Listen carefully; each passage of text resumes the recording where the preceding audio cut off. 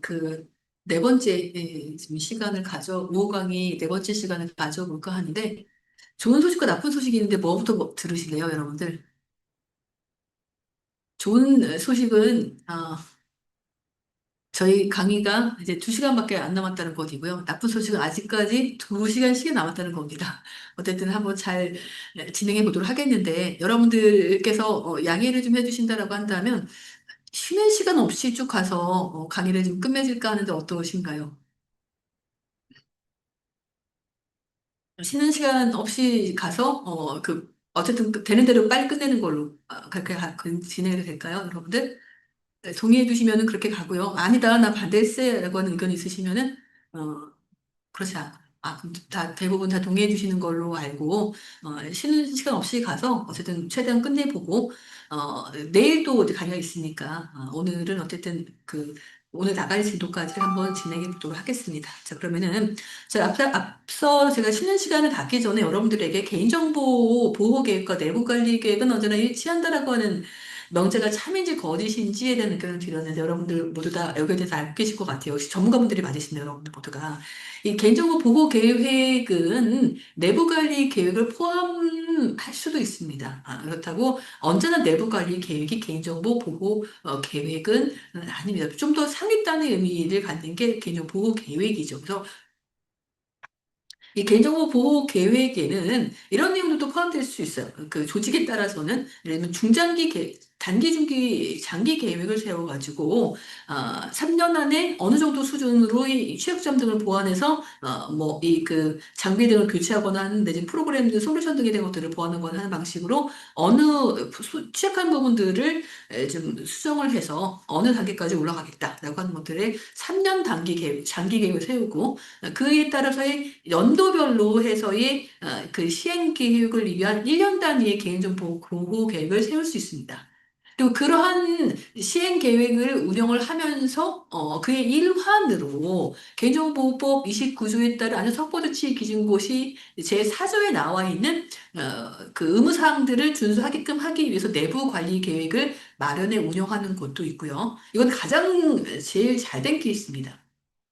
개인정보 보호 계획이 상당히 체계적으로 계획 있게 운영되게 되는 가장 좋은 사례예요. 예를 들면 개인정보 서울시가 이런 식으로 운영을 합니다. 3년 단위 계획 세우고 다시 1년 단위의 각각의 시행 계획 마련해가지고 운영을 하고 그에 따른 내부적인 어떤 관리 계획을 운영하는 방식을 취하죠. 뭐 개인정보 보호위원회도 마찬가지고 개인정보 보호위원회가 우리 지금 개인정보보호법의 기본 계획을 수립해가지고 정책 마련해서 각각의 중앙행정기관으로부터 받은 것을 기반으로 중앙행정기관이 시행 계획을 마련해 운영토록 하고 있는 것도 바로 그런 틀인 거라고 봐주시면 되기 때문에 이런 어떤 것들을 모두 얘기할 때 개인정보 보호 관련된 계획 체계 모두를 얘기할 때 우리는 개인정보 보호 계획이라 말하기도 하고요. 이것에 대한 적절한 어떤 관리 운영 등을 위해 가지고 내부를 관리할 목적으로 운영되게 되는 게 내부 관리 계획이기도 합니다만 내부 관리 계획 별도의 어떤 3년 단위, 1년 단위의 계획은 마련되어 있지는 않지만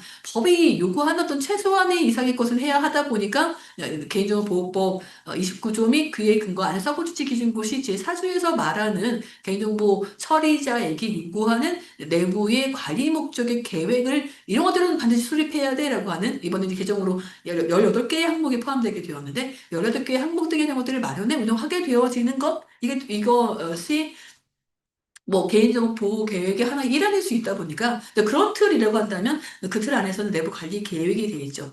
그럼 제가 질문 하나 드리도록 할게요. 우리 현행 개인정보 보호법 법률이요. 법률단위 개인정보보호법에 내부 관리 계획이라는 용어가 있다. 이 명제가 참일까요, 무엇일까요? 현행 개인정보 보호 저희 시행령이나 안전사고수칙 기준고시라고 하는 고식단 말고 개인정보 보호 법률 안에 개인정보 보호 법률 안에 내부 관리 계획이라는 용어가 있다. 이 면제가 참일까요, 거칠까요? 참이면은 1번으로 거친 2번으로 답해주시면 좋을 것 같아요.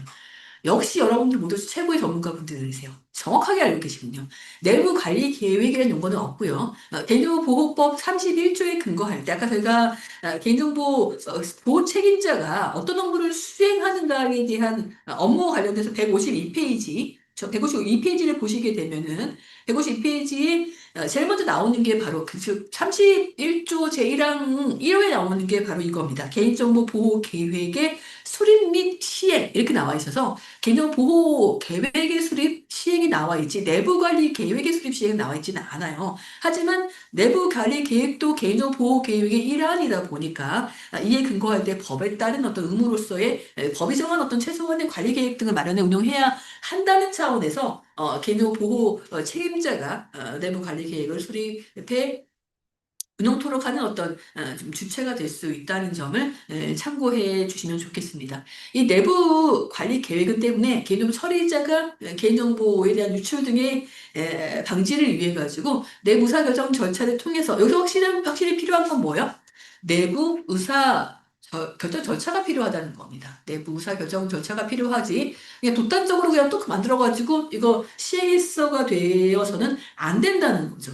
예전에 어떤 분이 저한테 와서 이런 질문을 하셨어요. 평가를 하러 갔더니 이제 공공기관에 있는 업무 담당자한테 내부 관리 계획이 있습니까? 라고 했더니 그분이 뭘 말씀하시는 거죠? 몇 줄 묻더래요. 그래서 이렇게 이런 뭐 예를 들면은 개인정보 조직의 구성이라든가 뭐 개인정보 책임자 지정 등 관련된 사항 등이 포함된 이런 내부 관리 계획이 있습니까? 라고 했더니 한참을 고민했지만 가져가지고 이 상위 기관이 만든 그 기본 계획에 근거한 시행 계획을 갖고 오시더라고요. 그래서 시행 계획도 계획이지만 안전사고치 지정고시 사조에 따른 내부 관리 계획입니다. 이렇게 설명했더니 다시 또 막 고민해서 가시더니만 표준 내부 관리 계획 어디서 받아오신 거예요. 받아오셔가지고 막 급하게 오시면서 기관명만을 그 해당 평가 세상 기관으로 바꿔가지고 막 오셨는데 일부는 바뀌지도 않아가지고 그냥 그대로 있기도 한 걸 갖고 오셨다는 거예요.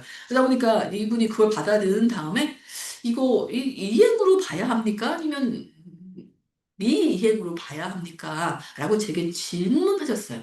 이거 이행으로 봐야 하나요? 미이행으로 봐야 하나요? 이런 행위. 자, 1번 이행으로 봐야 한다. 2번 미이행으로 봐야 한다. 그렇죠. 여러분의 생각이 맞습니다. 왜냐하면 내부 의사결정 절차를 통해서 시행하는 내부 기준이고 이것을 기반으로 특히 과거에 비해서 어때요? 개인정보 보호 책임자의 독립성에 대한 것과 그에 따른 어떤 법이 정한 바에 대한 적절한 절차 등에 대한 것들이 운영되어져야 한다는 점에서 이 내부 의사결정 절차는 너무나도 필요하죠. 특히 개인정보 보호 책임자에게 개인정보 보호 책임자의 지정 등에 관련된 사항 등이 포함되어져야 하면서 보시는 바와 같은 이 18개의 항목, 18개의 항목이 운영되어져야 한다는 점에서 이 개인정보 보호 책임자의 독립성 보장을 위해 가지고 저희가 앞서 살폈던 내용들 있잖아요.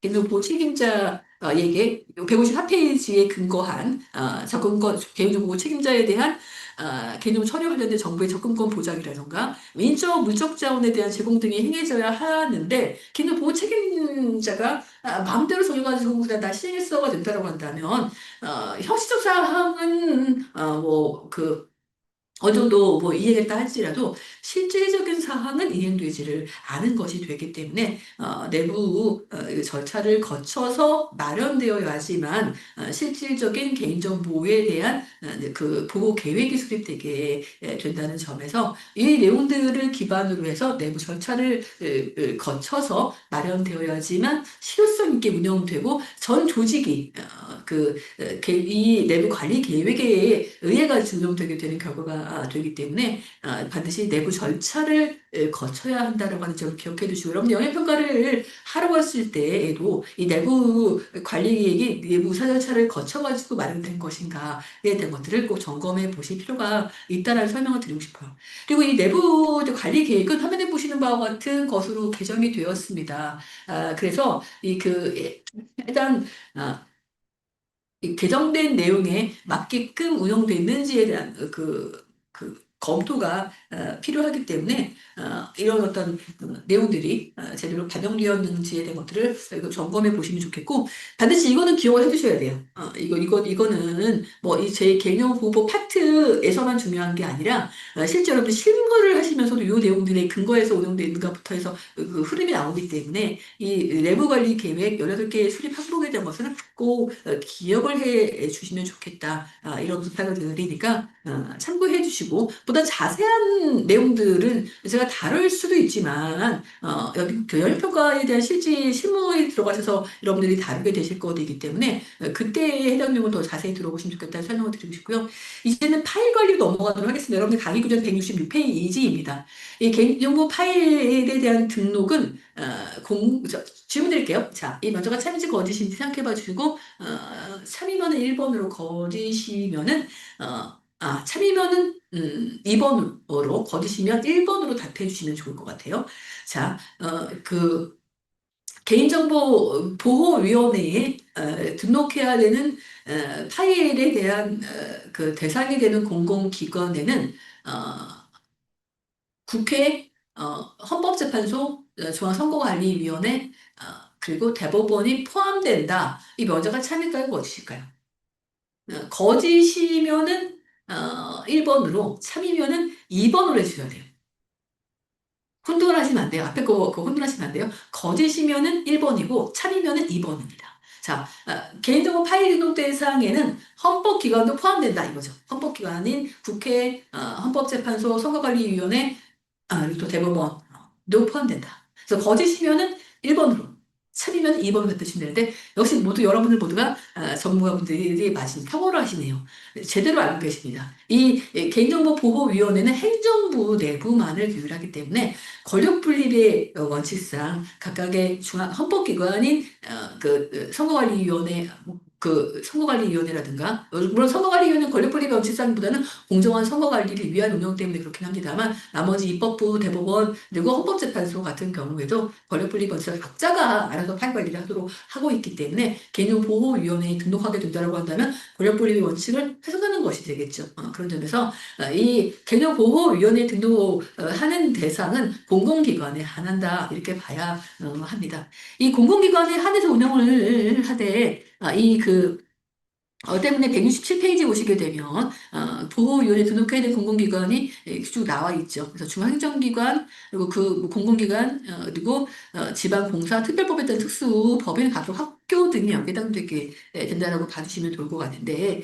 이그 168페이지를 보시게 되면 이 등록 제외 대상이 있어요. 등록 제외 대상 168페이지에 이 등록 제외 대상은 여기 좀 화면과 같은데요. 이 등록 제외 대상은 제외 대상에서 변경된 부분이 있죠. 크게 2023년도 법 개정으로 바뀐 부분이 있죠. 뭔가 하게 되면 기존에는 내부 업무 처리 목적으로 처리하는 파일 같은 경우에는 등록 대상에서 제외가 됐는데 여기 지금 등록 제외 대상에서는 그 내부 업무 처리 목적이 빠져 있어요.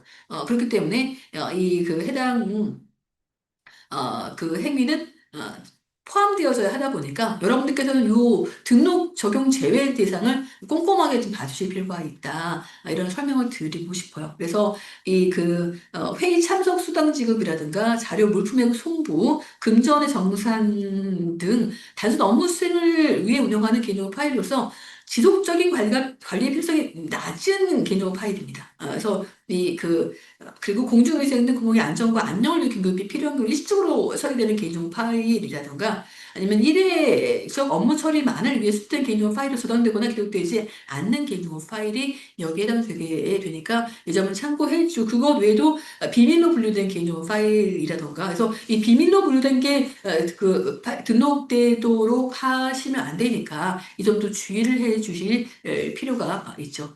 그러면 이 개인정보 파일에 대한 등록과 관련을 해서는 여기 여러분들이 한 가지 알아두셔야 될 게 뭔가 하게 되면은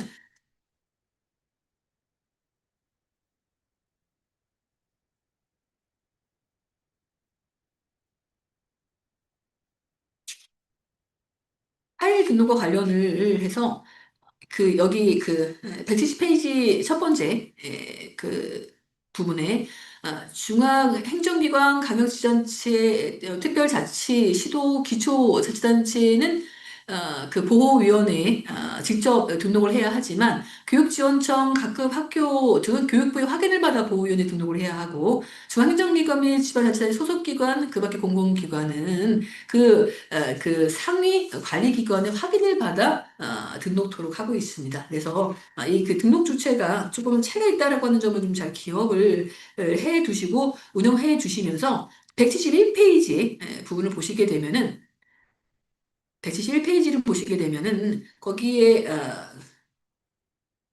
밑에서 네 번째 단락을 보시면은 밑에서 네 번째 단락이니까 특별 지방행정기관, 지방자치단체, 교육기관은 교육기관은 전국적으로 단일한 공통 업무를 수행하고 있는 기관 같은 경우에는 개인정보 파일 표준 목록이 있어요. 그래서 그 파일 표준 목록에 따라 등록을 하도록 요구하고 있기 때문에 이 부분도 참고차 알아두실 필요가 있다. 이런 설명을 드리고 싶습니다.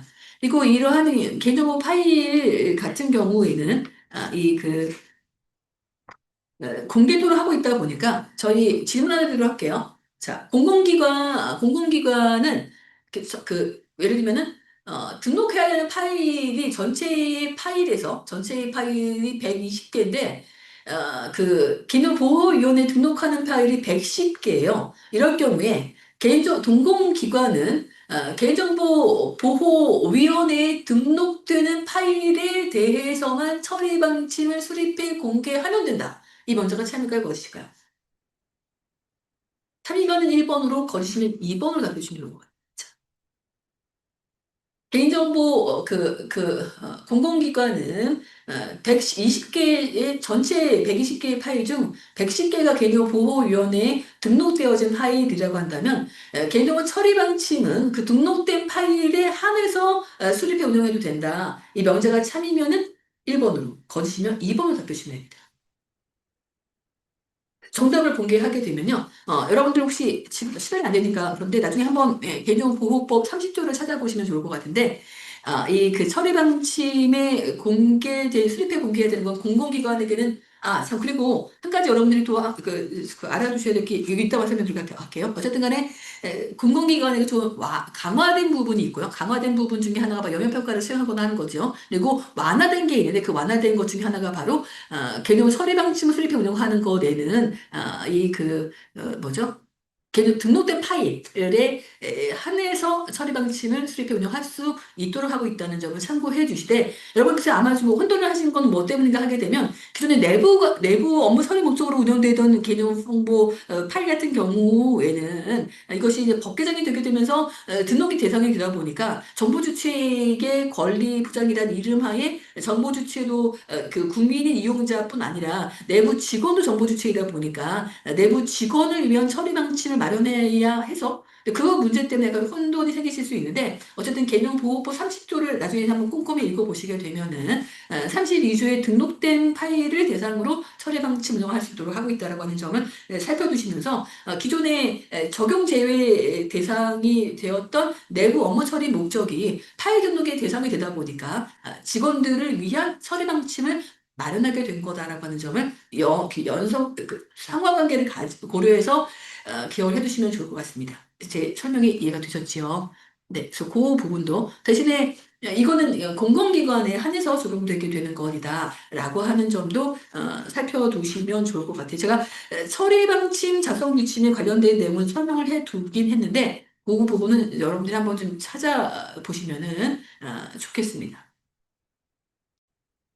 그리고 나면은 개인정보에 대한 보유기간 책정과 관련해서 한 가지 또 설명을 드리면요. 잠깐만요. 잠깐.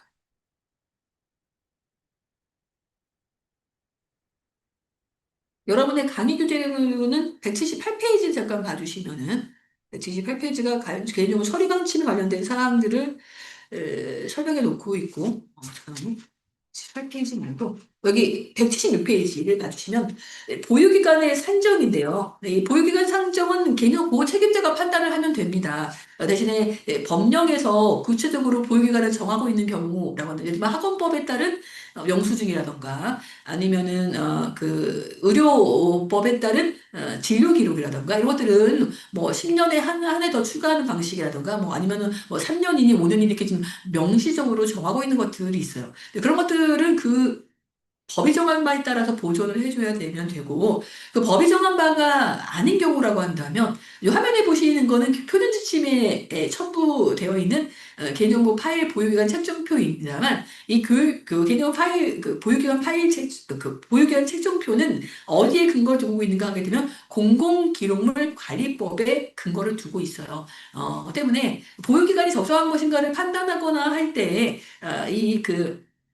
여러분들도 이 기능정보 보유기간 책정표를 참고를 해 주시되 이 공공기관 같은 경우에는 민간 그 사업자와는 다르게 공공기록물 관리법에 적용을 받습니다. 그렇기 때문에 공공기록물 관리법에 따라서의 보존을 해야 되는 그 파일들이 있어요. 그렇기 때문에 공공기록물 관리법에 따른 보존 보유기간을 정해서 그것을 준수를 하고 그 기간이 도과되거나 했을 때의 파기를 하도록 해야 하면서 공공기록물 관리법상으로는 반기나 분기별로 해서 거기에 대한 것들을 점검해서 오늘토록 하고 있기 때문에 공공기관 같은 경우에 공공기록물 관리법이 우선 적용되게 되는 부분이 있다는 점을 참고해 주시면 좋겠다. 이런 부탁을 드리니까 지금 참고를 좀 해주시면 좋겠습니다. 그리고 다시 처리 방침으로 가서 처리 방침은 그 정보 주체에게는 알 권리 이행사의 근간이 되게 되고 개인정보 처리자에게는 투명성의 원칙에 따라서 실제 운영되고 있는 그 개인정보의 현황에 대한 것들을 정보 주체가 알게 하게끔 하기 위해 마련된 것이다라고 봐주시면 좋을 것 같습니다. 때문에 화면에 보시는 페이지가 179페이지에 있는데요. 이 중에서 만약에 가명 정보를 처리한다라고 하게 되면요. 이 가명 정보에 관한 사항도 표기가 되어져야 합니다.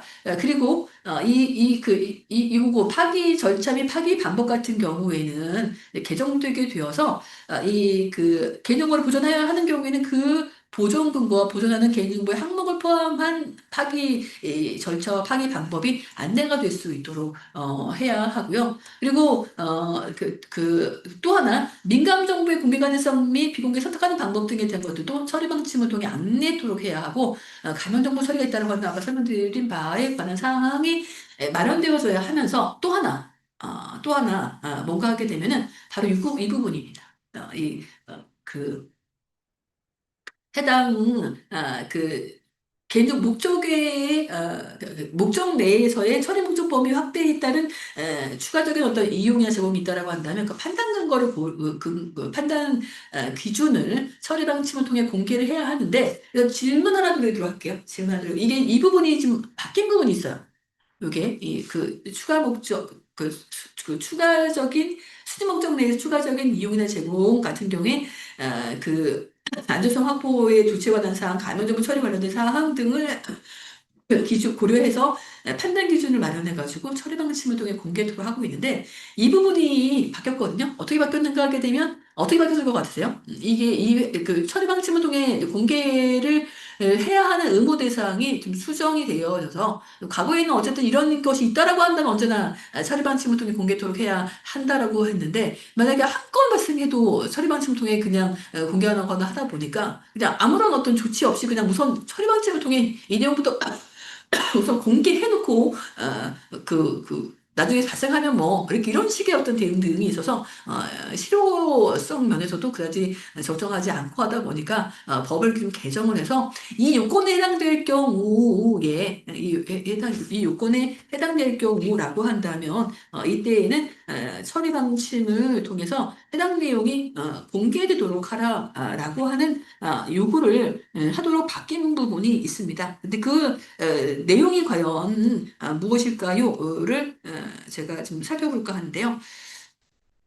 어떻게 바뀌었을 것 같으세요? 이 해당 내용이 이제 보기를 드리도록 할게요.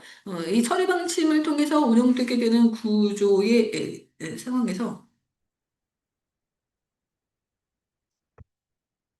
자, 1번 주기적으로 발생할 때 처리 방침을 통해 공개해야 한다. 2번 지속적으로 발생할 때 처리 방침을 통해 공개해야 한다. 자, 1번, 2번 중에 뭘 것 같으세요? 자, 이럴 때 약간 헷갈리죠? 저희 고유정형 현황을 처리하기 위해서 추가됐던 내용과 이 내용이 약간 혼돈이 생길 수 있습니다. 자, 유기적으로 발생했을 때 처리 방침을 통해 판단 기준을 공개해야 합니까? 아니면 지속적으로 발생했을 때 그에 따른 판단 기준을 공개해야 합니까? 역시 여러분들 모두 전문가분들 맞으세요. 여러분들 생각도 맞습니다. 지속적입니다. 그래서 오해하시면 안 돼요. 고정형은 주기적, 그렇죠? 고정형은 주기적, 그리고요. 추가 수리 목적 범위의 추가적인 이용이나 제공의 판단 근거는 뭐요? 지속적입니다. 그래서 오해 없으시기를 바라겠다는 부탁을 드려요.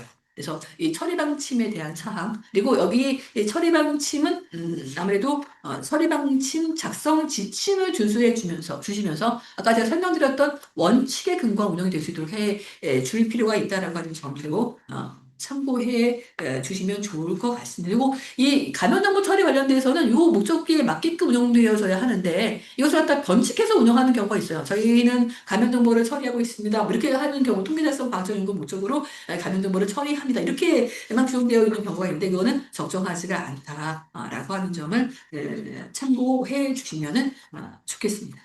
그리고 그 서류방지 평가제에 관련된 사항을 설명드렸기 때문에 추가적으로 설명을 하실 거. 안전조치 관련된 사항은 여러분들이 안전조치 의무에서 운영되곤 하기 때문에 별도로 설명드리지 않고요. 유출통지 파트로 가보도록 하겠습니다. 어, 유출통지 관련되어서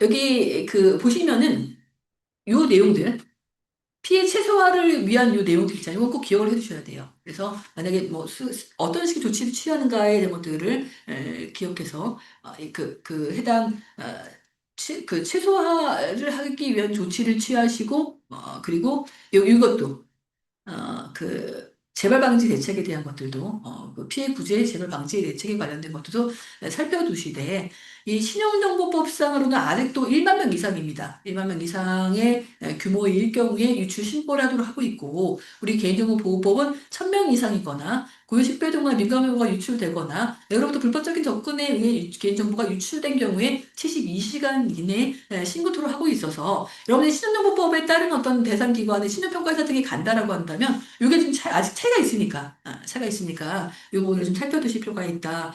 좀 구별해서 알아두실 필요가 있다라고 하는 점을 기억해 두시고 신용평가 회사들이 아니라고 한다면 이게 적용되지를 아니니까 오해가 없으시기를 바라겠습니다. 그리고 그에 따라서의 대응 등이 되도록 해주면 좋겠고 그다음에 노출된 개인정보의 삭제 차단과 관련돼서는 잠깐만요. 제가 이 뒷부분에 있을 텐데 여기서 같이 좀 다루게 되면요. 조문이 같이 나와 있으니까 이 34조의 2를 만들어서 신설한 부분인데 이 노출된 개인정보의 삭제 차단 같은 경우에는 고유식별 정보, 계좌번호, 신용카드 정보 등 개인정보가 정도시 망을 통하여 공중에 노출되지 않아야 하도록 해야 한다라고 하는 그 규정을 두고 있어요. 여기서 정보도시 망이 뭐 인터넷망과 내부망 등을 포함하는 개념이죠. 그러다 보니까 공중에 노출되지 않게 하도록 하는 조치를 취해야 하는데 이 문제는 고유식별정보, 계좌번호, 신용카드 정보만 해당된다라고 하는 오해를 하시는 경우가 있는데 이거는 예시 규정입니다. 아까 간호정보 관련 건 열거 규정이라고 한다면 이건 예시 규정이어서 준 개인정보이기 때문에 이런 고유식별정보, 계정번호, 신용카드 정보 외에도 어쨌든 개인정보가 정보통신 망을 통해 공중에 노출되지 않도록 하는 조치를 해야 되고 그리고 공중에 노출된 어떤 개인정보에 대해서는 어떤 삭제, 차단 등의 필요한 조치를 하도록 의무하고 있다는 것이고 이거는 과거에는 정보통신 서비스 제공자에게만 요구됐지만 개인정보 처리자 모두에게 요구되는 거다라고 하는 점을 참고해 주시면 좋겠고요. 또 하나 유출에 대한 개념이 좀 달라지게 되었어요. 그래서 표준지침 25조인가? 예, 유출에 대한 개념이 그 규정되어져 있기 때문에 이 유출이라고 하는 것에 대한 개념이 좀 달라진 부분들에 대한 것도 제가 좀 저희 교재에다가 뒀습니다. 여기 있죠? 보시면 아직 법령이나 개인정보 처리자의 자유로운 의사에 의하지 않고 개인정보가 해당 개인정보 처리자의 관리 통제권을 벗어나 제3자가 그 내용을 알 수 있는 상태에 이르게 된 것을 유출로 봅니다. 그래서 과거에 일정한 요건이라고 하는 어떤 틀 안에서의 각호를 두고 있는 것과는 다르게 보시는 바와 같은 걸로 개정되어서 표준위치 25조가 개정되었는데 아직까지 이 유출에 대한 개념을 제대로 내부 관리 계획이라던가 뭐 개인정보 보호 지침이란 이름 하에 있는 뭐 그 운영 그 정책에 반영하지 않은 기관들도 꽤 많습니다. 그래서 이게 유출에 대한 개념 전개도 제대로 정의가 되어서 그에 따른 어떤 통제 등에 대한 절차 등이 잘 갖추어졌는가에 대한 것을 점검해 볼 필요가 있다라는 설명을 드리니까 이 점 또한 참고를 해 주시면 좋을 것 같습니다. 그리고 아까 내부 관리 계획에 대해서 잠깐 하나 더 추가로 설명드리게 되면 내부 관리 계획이라는 것을 별도로 만들어서 운영하고 있는 기관도 있고요. 그중에는 개인정보 보호 지침이라는 이름 하에 내부 관리 계획 등을 포함시켜가지고 운영하는 곳도 있기 때문에 내부 보호, 개인정보 보호 지침이 중앙행정기관이 발한 보호 지침과는 별도로 존재하면서 개인정보 안전정보특집기준고시 사주에서 말하는 내부 관리 계획의 항목들이 개인정보 보호 지침이라는 이름 하에 별도로 그 각 항목별 통제 방안 등의 것들이 규정되어 있다라고 한다면 그 개인정보 보호 지침을 내부 관리 계획으로 볼 수도 있을 것이고요. 그렇지 않고 상위기관이 바라는 개인정보 보호 지침을 마치 자기의 어떤 보호 지침이나 운영하는 것들도 있기 때문에 그 해당 기관의 특색에 맞는 내부 관리 계획이 마련되거나 보호 지침이 운영되는가에 대한 것들을 점검해 볼 필요가 있다라는 설명을 드리니까 이 점도 참고해 주시면 좋겠습니다. 그리고 나면은 개인정보 처리에 대해서 나가볼까 하는데 여러분의 강의 교재는 200페이지에서부터입니다. 여기 보시게 되면 상당히 여러분들이 이해하기 쉽게 잘 규정되어 있어요. 근데 한 가지 좀 아쉬운 점이라고 한다면 이 부분이 좀 잘못 쓰여진 부분이 있어요. 이거는 좀 수정이 필요해서 여러분의 강의 교재로는 이 그림을 제가 203페이지에 넣어놨고 이 그림은 저희 통합 안내서에 나와 있는 내용이기는 해서 제가 그걸 발췌해서 갖고 온 것입니다만 요 그림상으로 뭘 더 추가시켜야 되냐면 여기 이왕 적어두시면은 이게 뭘 적어두시냐면요.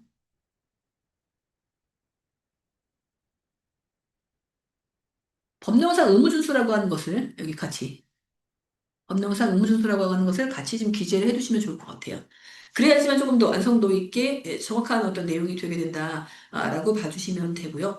이 해당 개인정보 처리자의 개인정보호 15조에 따른 수집된 개인정보가 처리 위탁되게 되기도 하고 그리고 제3자에게 제공되기도 하는 구조를 띠게 되면서 아까 설명드린 추가적인 이용 제공이라는 틀 안에서 개인정보보호법 15조 제3항 내지는 17조 제4항에 근거해서 운영되게 되면서 여기에 대한 그 개인정보 보호 책임자에게 지속적인 어떤 점검 의무가 이 판단 기준에 따른 운영들에서 적정한 지역에 대한 점검 의무가 지금 부과되게 되는 게 추가적인 이용 제공이다. 이렇게 봐주시면 됩니다. 그러다 보니까 이런 처리를 좀 하게 되는데 우선은 이 처리와 관련되어서 여러분들이 알고 계시겠지만 다시 한번 이 위탁, 제3자 제공, 처리 등에 대한 것들이 잠깐 여러분들 지금 강의 교재 210페이지, 11페이지 잠깐 봐주시면 211페이지를 봐주시면요.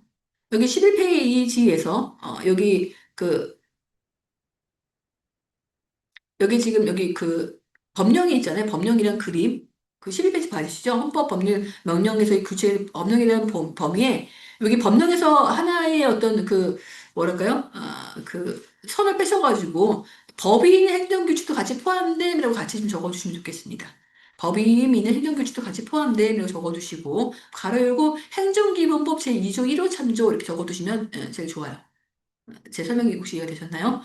211페이지 팁이라고 하는 것에 앞서 설명드렸던 법령에 대한 것들이 설명되는 그림을 담아놨는데 그 그림에서 법령이라고 좀 묶어놓은 부분 있잖아요. 법률과 명령과 규칙 그것 외에 맨 아랫단에 보시면 법령의 위임 범위 내라고 하는 틀에서의 법위임이 있는 행정규칙이잖아요. 그 법이 있는 행정규칙까지가 법령의 범위입니다. 그렇기 때문에 그 옆에다가 근거 행정기본법 제2조 1호 이렇게 적어두시게 되면은 그 법의 위임에 근거하는 틀 안에서 법위임이 있는 행정규칙은 예를 들면 저희 개념보호법 29조에 따른 위임위는 안서포지 기준고시라던가 이런 것들이 해당되게 되는 것이죠.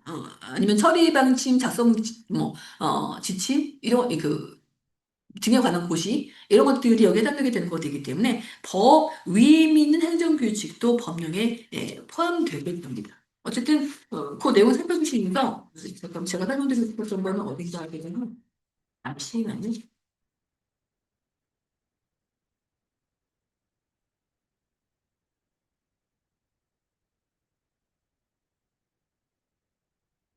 여러분의 강의 주제는 243페이지입니다. 243페이지를 봐주세요.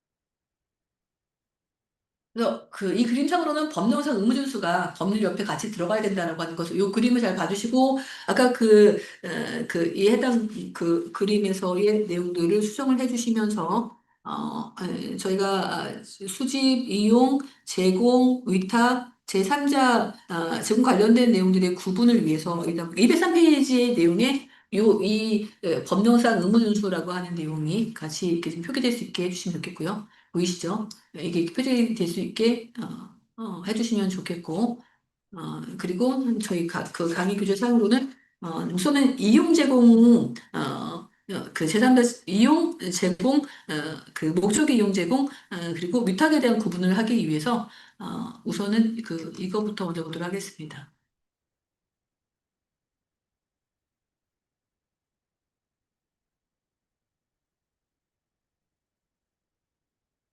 이겁니다. 이 그림. 그래서 이 243페이지를 봐주시면 좋을 것 같아요. 이 그림을 먼저 봐주시고 다시 앞에로부터 수직부터 가도록 하겠습니다. 우선 이것부터 볼까 하는데 이거에 대한 구분을 위해서 지금 이 보기를 좀 드리도록 할게요. 이 보기를 기반으로 해서 여러분들이 생각하는 바에 대한 것들을 채팅창에다가 답으로 남겨놔 주시기를 바랍니다.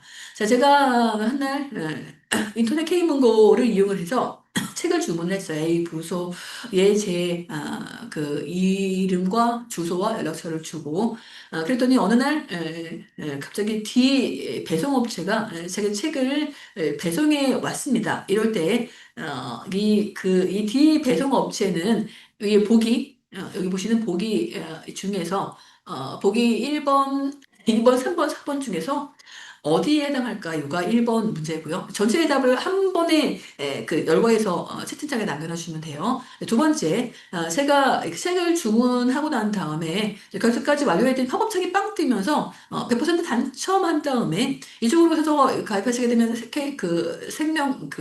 10,000포인트 지급을 합니다라고 떠요. 이럴 때 이 K생명은 1, 2, 3, 4 중에 어디에 해당할까요가 두 번째 질문이고요. 제가 오늘 길을 가는데 홍보팀인 C 부서에서 제게 문자가 왔어요. 회원가입을 축하드리면서 이 지금 일주일 안에 쓸 수 있는 3,000원짜리 쿠폰을 드립니다. 이렇게 이 시부서에서 문자가 왔어요. 근데 이 시부서는 1, 2, 3, 4 중에 어디에 해당할까요가 세 번째 질문이고 이 저의 경우가 아니라 여기 K문고에 입사하는 직원들에게 입사 당시에 K문고에서 우리 그 K문고는 그 그룹의 그룹 계열사로서 그룹 차원에서 직원의 인사이동이 있을 수 있다. 그렇기 때문에 K그룹에 원하는 자에 한해서 인사 기록카드를 K그룹에 줄 수 있다. 거기에 동의하겠는가라는 동의를 받고 그런 다음에 얼마 있다가 K그룹에서 좀 똘똘한 직원들 좀 해쳐 모여를 해서 뭔가 좀 기업 그룹 단위의 좀 생명력 좀 불어넣어봐 뭐라고 하는 취지로 지원자들을 대상으로 해서 이렇게 K생명, K은행 등에게 이렇게 좀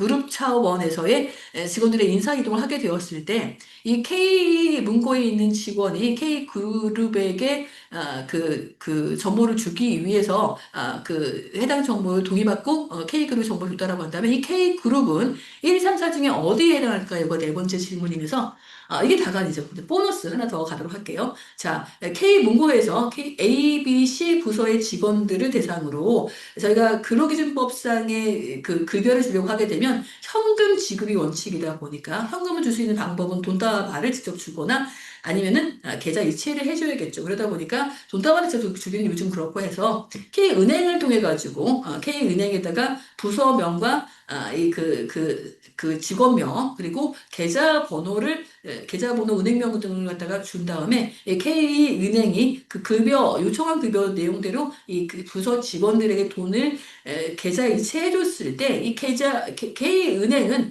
1, 2, 3, 4 중에 어디에 해당할까요가 다섯 번째 질문입니다. 채팅창에다가 여러분이 생각하는 정답을 좀 기재를 해주시면 좋을 것 같아요. 자, 1번은 이 보기 중에 어디에 해당할까요? 그리고 2번의 경우는 이 보기 중에 어디에 해당할까요?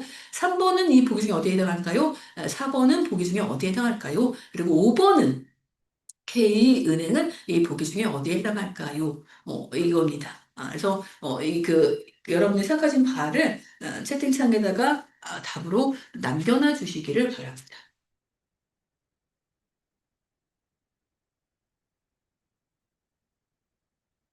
역시 여러분들 모두가 그 훌륭하신 전문가분들이 맞으십니다. 여러분의 생각이 맞습니다. 한번 제가 아, 그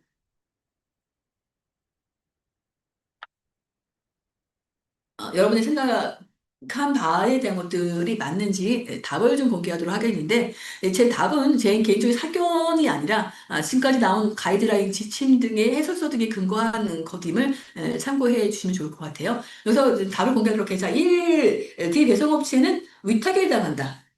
그쵸. 여러분 모두가 다 답을 해주셨죠. 그 다음에 이 스케일 생명은 목적 외의 제3자의 제공에 해당한다. 여러분 다 모두 이렇게 답해 주셨고요. 그 다음에 3번 C 부서는 목적 외의 이용에 해당하게 된다.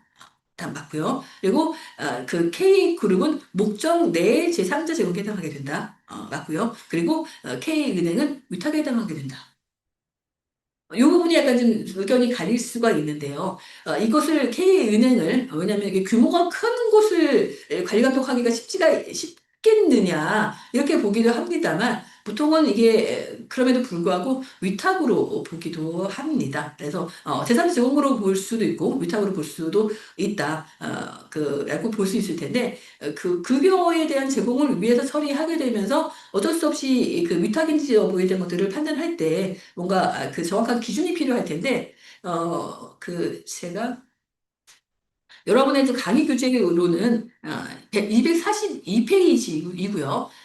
그리고 242페이지의 내용이 근거해서 잠깐 이 비행 화면을 이용해가지고 위탁과 제3대 제공을 구분하는 기준을 잠깐 설명드리도록 하겠습니다. 그래서 여러분들은 242페이지 나오는 표를 기반으로 해서 제 설명을 추가로 이해를 해주시면 좋을 것 같아요. 어, 그, 그, 자, 우선은 이쪽이 위탁이고요. 이쪽이 제3자 제공입니다. 우선은 위탁인지 제3자 제공인지를 구별하기 위해서는 이렇게 봅니다. 예측 가능성이 있는가? 예측 가능성이 있다? 있다. 없다. 라고 하면 제3자 제공으로 봅니다. 이 예측 가능성은 뭐에 대한 예측 가능성인가 하게 되면 제3자가 개입할 수 있겠구나라고 하는 것에 대한 정보 주체 입장에서의 예측 가능성입니다. 정보 주체 입장에서 봤을 때, 그래, 그런 일은 내가 내 정보를 처리하는 개인정보 처리자 입장에서 하기가 쉽지가 않겠네. 거기에는 어쩔 수 없이 제3자가 개입할 수밖에 없겠어. 라고 하는 예측 가능성이 크다, 농후하다라고 하면 위탁일 가능성이 높고요. 거기에 걔가 왜 나오지? 약간 이런 가능성이 있다라고 한다면 제3자 제공 가능성이 있습니다. 그리고 이러한 개인정보에 대한 어떤 개인정보에 대한 그 이전의 목적 내지는 이익이 누구에게 있는가? 뭐 그 목적 내지는 그 이익이 누구에게 있는가를 중심으로 봤을 때 이 위탁자인 개념 처리자를 위한 목적으로 운영된다라고 하게 되면 위탁, 제3자만을 위한 어떤 이익으로 운영되게 된다라고 하게 되면 제3자 제공의 가능성이 있다는 거죠. 그럼 이렇게 설명했더니 어떤 분이 이렇게 말씀을 하세요. 어떤 말씀을 하시는가 하게 되면 잠시만요. 그 이익이라고 하는 관점에서 놓고 봤을 때 제3자인 은행도 수수료라고 하는 이익을 받지 않습니까? 내지는 그 뒤배송업체도 배달료라고 하는 어떤 운송료를 받지, 뭐 그 이용료를 받지 않습니까? 그렇다고 한다면 이것도 이익을 본 건데, 그렇다고 한다면 이거 위탁과 재산의 제공을 구별하기 쉽지 않지 않습니까? 이렇게 생각하실 텐데, 우선은, 은행이라던가 아니면은 그 디배송업체를 보시게 되면 여기 디배송업체를 보도록 할게요. 제가 디배송업체에 이용료를 주기 위해서 책을 주문하는 게 아니죠. 책을 주문하다 보니까 부수적으로 그 이용료가 발생한 것뿐인 거지. 책 주문이 제 이용 목적입니다. 그렇기 때문에 그 원래의 그 이전 목적 자체가 무엇이었는가, 개인정보를 이전한 목적 자체가 무엇인가를 기반으로 판단을 해야 한다는 거죠. 그래서 그 위탁자를 위한 목적이다, 라고 한다면 이때는 위탁. 저는 위탁자는 뭐 무관할 가능성이 꽤 높고 오히려 제3자를 위할 가능성이 높다라고 한다면 이때는 제3자 제공이 된다. 이렇게 구분을 합니다. 그리고 그러한 이전에 대한 관리 감독에 대한 또 특히 이 이익은 부가적으로 설명하게 되면 금전적인 이익의 하나지를 안 난다라고 특징이 있어요. 그렇기 때문에 이 이익은 반드시 금전적인 이익이 발생해야 되는 것만을 말하는 게 아니라는 거죠. 예를 들면은 앞서 여기 설명드렸던 은행 같은 경우에 은행과의 거래에 있어서 K문고는 막대한 어떤 그 직원에 대한 급여금을 갖다가 은행에 줘서 이 문고 입장에서는 급여금이 나갔기 때문에 금전적으로는 마이너스가 될 것입니다만 각 부서의 직원들에게 근로계약에 따른 급여를 제공해야 한다라고 하는 근로기준법 등에 근거한 계약을 이행했다라고 하는 목적을 달성하는 이익을 봤다라고 볼 수 있기 때문에 그런 점에서 금전적인 이익에 한한다라고 볼 수는 없다라고 하는 것이죠. 때문에 이 이익은 금전적인 이익에 한하는 것이 아니다. 이렇게 봅니다. 어쨌든 간에 금전적인 이익 여부를 떠나서 이 이익이라고 하는 것이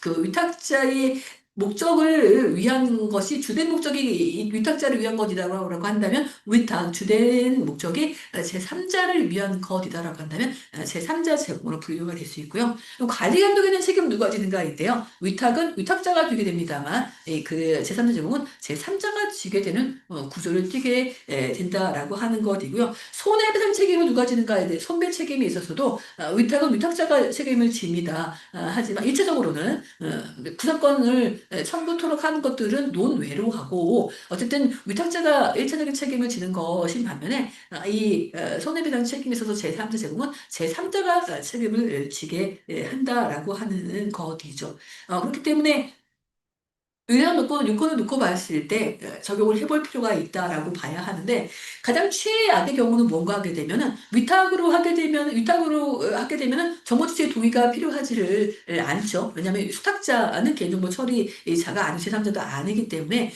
위탁자의 업무를 위한 목적으로 처리를 하게 된다라고 하는 점에서 정보주체의 동의를 필요로 하지 않은 과거에는 정통망법에 근거하거나 해서 동의를 받도록 했었습니다만 법계적으로 정보주체 동의를 필요로 하지 않는 게 위탁이죠. 여기 대해서 제3자 제공은 두 가지의 그 요건들, 두 가지 중에 하나의 요건을 확보해야 되는 거죠. 정보 주체가 동의를 하거나 아니면 비동의 정보 근거를 갖고 있거나 이것이 아니라고 한다면 어쨌든 운영할 수가 없다 보니까 동의를 받도록 하거나 비동의 정보 근거가 마련되어져야 한다는 그런 어떤 법적 근거, 법적 증거성의 확보가 되어져야 하기 때문에 이런 것이 없다라고 한다면 유효반 처리가 되게 될 것이면서 제3자에게 책무성을 부과하기 때문에 개인정보 처리자 위탁자가 그다지 책임을 많이 지지는 않게 된다라고 하는 편의성이 또 제3자 제공이 있다 보니까 가장 최악의 경우에 어떻게 운영되는가 하게 되면 동의를 왜 안 받았어요 하게 되면 그 제3자 제공이라고 주장을 했다가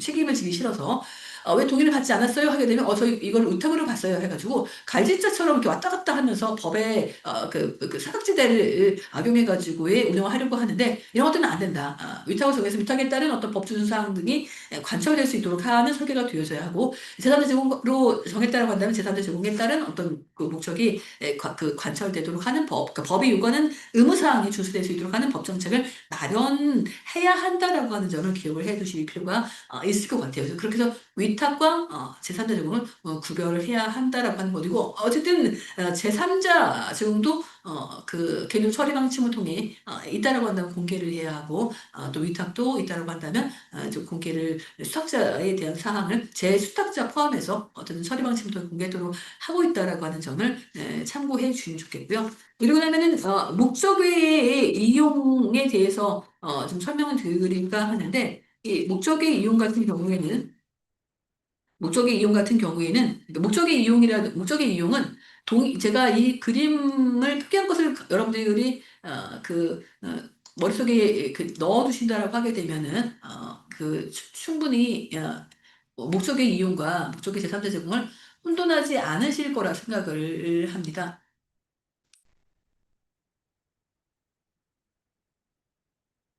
쪽에 제한된 제공을. 그래서 제가 지금 이 불어 동일한 개념 처리자 내행이라는 것들을 여러분에게 설명드리기 위해 가지고 빨간색으로 색인을 했어요. 그래서 같은 개념 처리자 내에 수준 목적과 다른 목적의 이용이라고 한다면 목적의 이용이고요.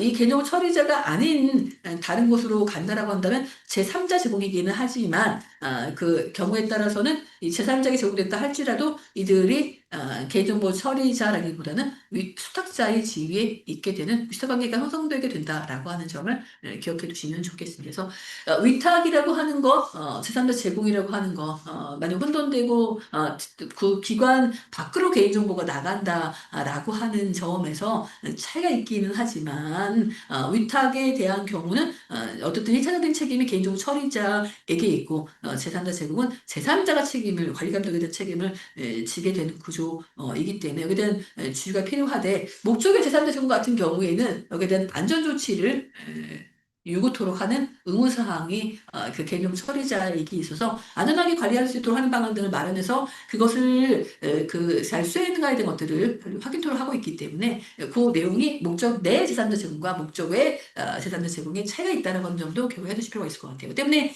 이 그림상으로 이게 바로 수집 목적 내 계산 개인정보의 15조에 따른 이용, 그리고 이쪽이 17조에 따른 제공, 그리고 18조에 따른 목적 외의 이용, 목적의 제3자 제공에 해당되게 되면서 이곳 같은 경우에는 이걸 좀 이 해당 페이지 이걸 밑줄을 쳐주시고요. 여러분 강의 교재로는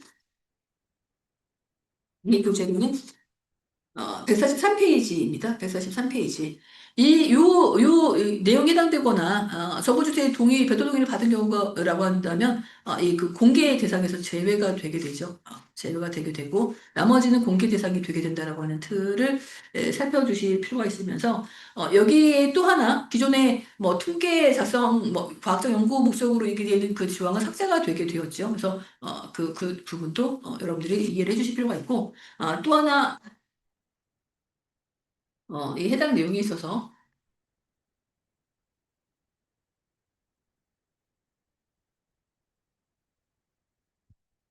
여러분들이 15조에 따른 이용과 그 15조에 따른 이용과 17조에 따른 제3자 제공, 18조에 따른 잘 안 지워지죠.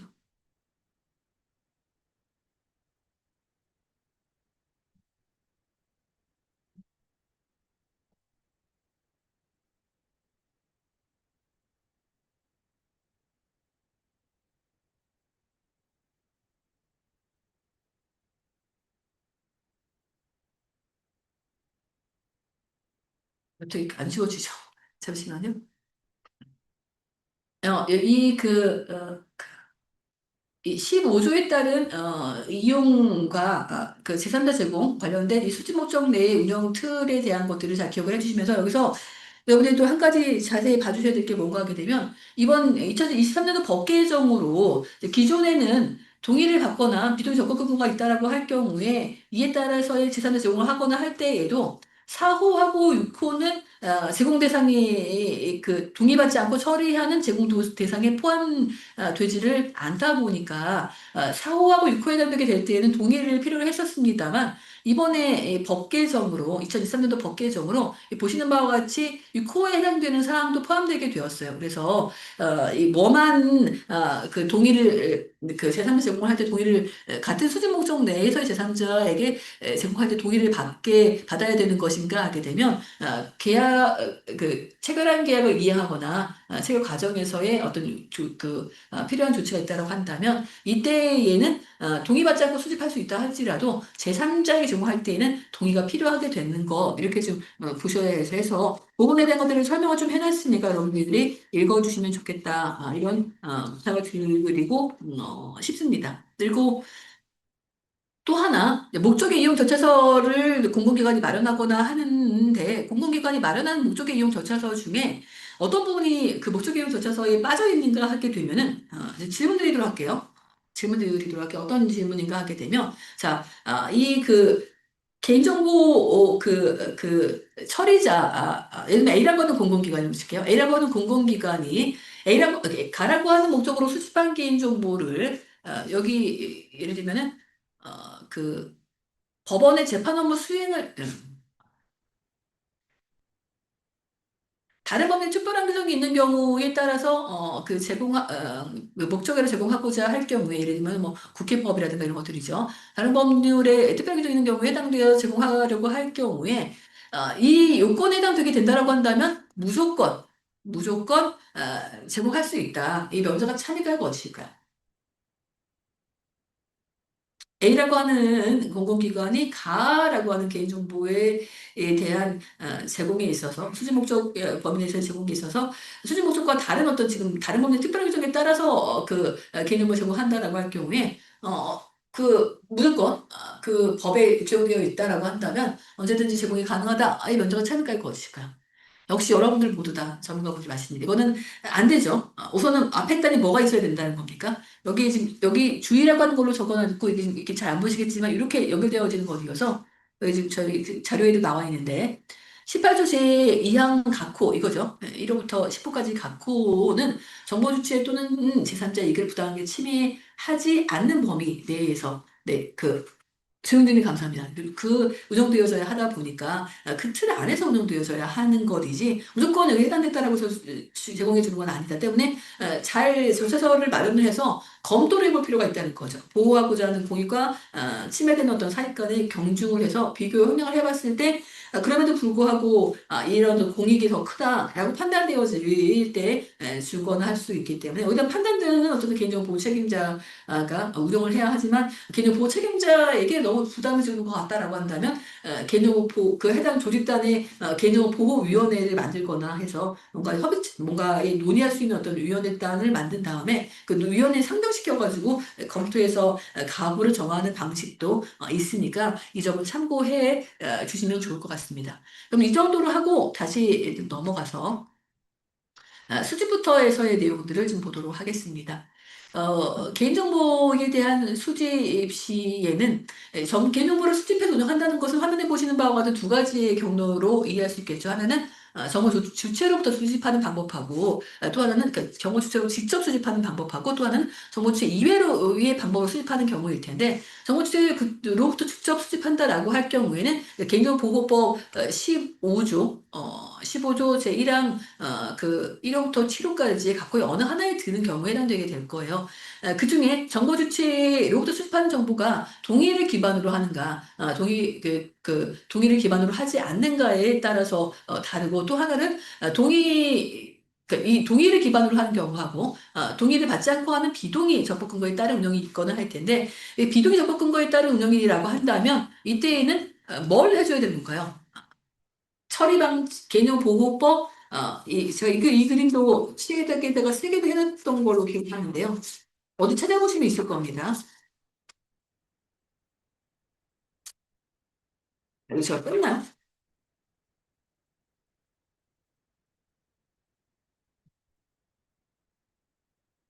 제가 이거 쓰면서 뺐을 수가 있겠네요. 해당 내용을 삭제했을 수가 있을 것 같아요. 이제 여러분들께서는 이 동의, 이 로직을 가지고, 이 동의가 필요로 하는가, 동의를 받지 않고 적용되는가를 좀 구분을 하신 다음에, 동의가 필요하다는 건 그 동의가,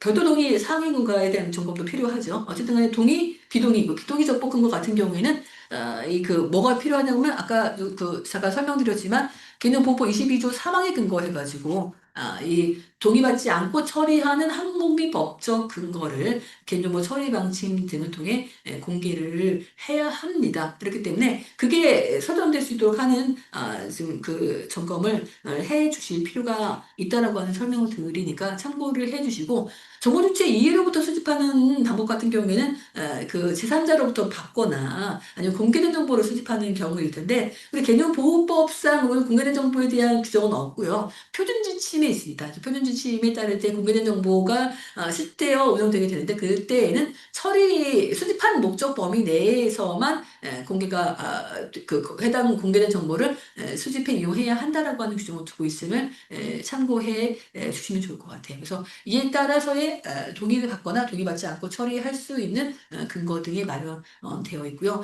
개념보호법 16조에서는 필요한 최소한의 정보에 대한 수집에 대한 규정을 두고 있어서 여기에 대한 입증 책임이 개념 처리자가에게 있음을 규정해 놓고 있어요. 이런 질문들 이렇게 설명드리면 입증 책임이 개념 처리자에게 있다는 건 무슨 의미인가 하게 되면 보통 소송을 진행하거나 하게 되면 원고가 입증 책임을 지는 게 일반적입니다. 보통 정보주체가 소송을 제기하겠죠. 그랬을 때 정보주체가 입증을 해야 합니다. 내가 주장한 바가 맞아라고 하는. 근데 개인정보보호법은 입증 책임을 전환시켜서 그 피고임에도 불구하고 피고인 이 개인정보 처리자가 입증하도록 하는 규정을 두고 있기 때문에 그러니까 이게 뭐 이런 식의 설명이어서 뭔가 문제가 생기거나 하게 된다고 한다면 정보 주체가 그것에 대한 자신의 어떤 주장에 대한 것들을 맞는지 여부를 입증해야 되는 것이 아니라 어떤 식의 문제가 생기거나 했을 때 개인정보 보호 책임자가 입증을 하도록 하는 구조를 갖고 있다는 점을 기억을 해두실 필요가 있죠. 때문에 모든 것들을 적정하게 되는지에 대한 것들을 적정하게 운영하게 되면서 그것을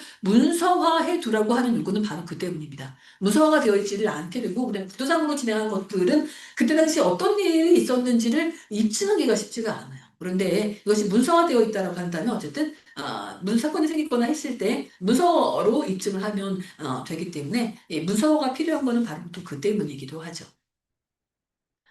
그리고 해당 개인정보에 대한 동의를 받고자 한다라고 한다면 여기 보시는 바와 같은 요구 조건들을 준수토록 해야 합니다. 그것도 기억을 꼭 해주실 필요가 있을 것 같아요. 정보 주체가 자유로운 의사에 따라 동의 여부를 결정할 수 있어야 하면서 동의 내용이 구체적이고 명확해야 하고 편의하고 이해하기 쉬운 문구를 사용해야 하고요. 정보 주체에게 동의 여부에 대한 의사를 명확하게 표시할 수 있는 방법을 제공토록 해야 합니다. 그래서 이러한 것들을 기반으로 동의를 받도록 해야 하는데요. 기존에 그 필수하고 선택을 구분토록 하고 필수에 대해서는 원래 동의를 받지 않고 선택에 대해서만 동의를 받도록 진행했는데 이거에 대한 것들이 명확하게 법문으로 드러나거나 하지를 않다 보니까 필수도 동의를 받는 것처럼 오해가 되어진 면이 있고 또 계약의 그 체결 이행을 위해 필요한 경우 불가피한 경우라고 하는 표현이 있다 보니까 불가피성에 대한 것들을 기반으로 해서 필수도 그냥 동의를 받는 게 문제가 생겼을 때 입증하기가 편하지라고 하는 걸로 해서 필수를 동의받도록 하는 것들의 관행이 존재했는데 2023년도 법 개정으로 동의 원칙이라는 것들을 좀 버리고 비동의 모두 그 적법하게 개념화가 수립될 수 있는 근거가 된다라고 하는 인식을 그 처리방침 작성지침 안내에서 설명을 하면서 여기에 대한 필수라고 하는 것은 동의가 필요하지 않으니 동의받지를 말고 선택에 대해서만 선택 항목에 대해서만 이렇게 이것에 근거한 동의를 받아서 운영하라라고 하는 안내를 하고 있습니다. 그렇기 때문에 대신에 동의로 기존에 운영을 해왔는데 이걸 다시 바꿔야 하냐라고 하는 점에서 처리방침 작성 뭐죠? 그 개인정보 통합 안내서를 뭐라고 안내하는가 하게 되면 하나 이상의 적법 근거가 존재할 수 있다라고 봅니다. 그렇기 때문에 동의를 기반으로 할 수도 있고 다른 뭐 법률의 특별한 규정이라든가 법령상 의무준수를 위한 필요한 경우라든가 이런 거와 같은 어떤 하나 이상의 어떤 적법 근거가 존재해서 그에 따라서 수집이 된다라고 한다면 그것이 입증 가능하다라고 한다면 그렇게 운용될 수 있다라고 하는 설명을 하는 거 있기 때문에 그런 부분을 참고해 주실 필요가 있대. 어쨌든 간에 필수 항목에 대해서는 동의를 받지 않아도 되고 선택 항목에 대해서만 동의를 받되 이렇게 정보 주체의 자유 의사에 따라 동의할 수 있도록 하는 환경 등이 조성되도록 해서 그에 따른 어떤 능동적인 동의가 될 수 있도록 할 필요가 있다는 것을 요구하고 있으니까 이 점을 참고해 주시면 좋겠다 이런 설명을 드립니다.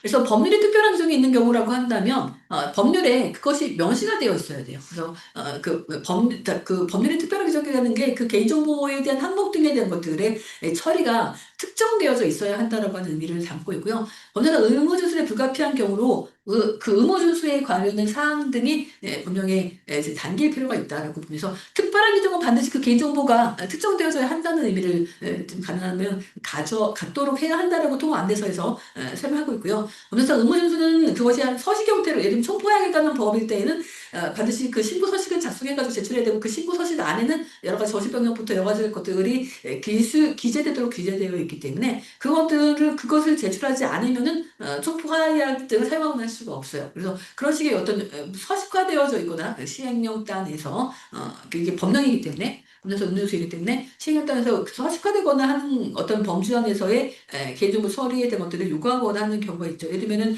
감염병 예방 관리에 관한 법률을 따를 때 의료인이나 의료기관의 보고 의료 그 의료기관이 감염병 환자를 발견하게 되면 신고하도록 하고 있는 의무라던가 아니면은 저희 뭐죠? 저희 뭐 개인정보 유출사고가 나거나 했을 때에도 유출사고는 아닌데 저희 보시는 바와 같이 소득세법상에 뭐 소득에 대한 처리를 위해서 필요한 경우라든가 이런 것들이 법률상 의무준수에 해당하게 된다라고 봐주시면 좋겠습니다. 그리고 공공기관이 법령 등이 정하는 소관 업무이기 때문에 이 법령 등에는 뭐도 포함되게 되는 건가요? 조례라든가 자치 규칙도 포함되게 된다. 이렇게 봅니다. 그래서 법령 등이 정한 소관 업무 수행을 위해 불가피한 대신에 이것이 불가피하다는 것들의 입증 책임은 당연히 개인정보 처리자에게 있다. 이렇게 해서 봐주시면 될 것 같고요. 그리고 계약의 체결이라든가 이행 무효 달성, 계약의 이행을 위한 어떤 필요한 경우라고 한다면 이때에 그 정보 주체의 동의를 받지 않고 처리를 할 수 있습니다.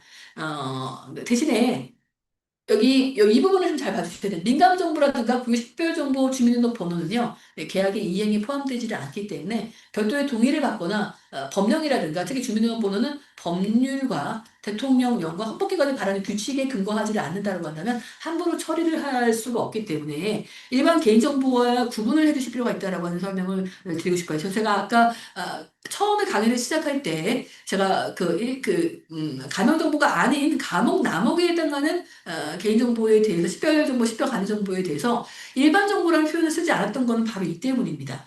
이 민감정보나 고유식별정보나 주민등록번호가 아닌 정보들이 일반 정보이다 보니까 여러분들이 들으실 때 혼선생길 것 같아서 제가 감옥, 남욱의 정보를 협의의 정보라고 분류를 했던 거는 바로 그 때문이죠. 때문에 이 민감정보, 고유식별정보, 주민등록번호는 상당히 당연히 정보 주치의에 유출되거나 했을 때 침해를 상당히 가중시키거나 피해가 커질 수밖에 없는 정보들이라고 하는 점에서 법에서 민감정보에 대한 처리 제한이라는 이름하에 별도의 처리에 대한 관련된 사항을 법에 규정해 놓고 있고 고식별정보도 마찬가지고 주민등록번호도 마찬가지죠.